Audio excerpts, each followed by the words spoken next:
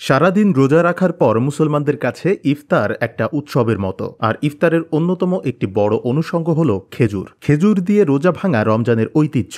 নির্দিষ্ট কোনো দেশে নয়, খেজুর খেয়ে রোজা ভাঙার চল বিশ্বজুড়ে। কখনো ভেবেছেন কেন রমজানের সময় খেজুর এত জনপ্রিয় হয়ে ওঠে? রমজানের ইফতারে খেজুর খাওয়ার তাৎপর্য কি? মরু অঞ্চলেই খেজুর বেশি উৎপাদিত হয়। সৌদি আরবের প্রতিনিধিত্বকারী ফলই খেজুর। আরবরা প্রধানত খেজুর ও আরবি কফি দিয়ে আপ্যায়ন করেন। খেজুরের রয়েছে ভিন্ন ভিন্ন স্বাদ, আকৃতি ও রং। এর মিষ্টতায়ও রয়েছে বৈচিত্র্য। আর হাদিস মতে মহানবী হজরত মুহাম্মদ সাল্লাল্লাহু আলাইহি ওয়াসাল্লামও খেজুর দিয়েই ইফতার করতেন। ফলে রমজান মাসে সুন্নত হিসেবে বিশ্বব্যাপী রোজাদাররা খেজুর খেয়ে ইফতার করেন। খেজুরের ধর্মীয় তাৎপর্য তো আছে অবশ্যই। এছাড়া বিশেষ কিছু পুষ্টিগুণ থাকার কারণে রোজা ভাঙার জন্য খেজুর একটি আদর্শ খাবার। খেজুরে বিদ্যমান প্রাকৃতিক মিষ্টিতে প্রধানত গ্লুকোজ, ফ্রুটোজ ও সুক্রোজ আছে, যা দ্রুত রক্তে চিনির পরিমাণ বাড়িয়ে তাৎক্ষণিক শক্তি যোগায়। তাই সারাদিন রোজা রাখার পর খেজুর খেলে শরীর দ্রুত সতেজ ও সবল হয়ে ওঠে। খেজুরে প্রচুর পানি থাকে, যা সারাদিন পানি না খাওয়ার ফলে শরীরে যে ঘাটতি থাকে তা পূরণ করে, শরীরের স্বাভাবিক কার্যক্রম বজায় রাখতে এবং রোজার সময় পানি শূন্যতা রোধ করে। খেজুরে বিদ্যমান চিনি সহজে পরিপাকযোগ্য।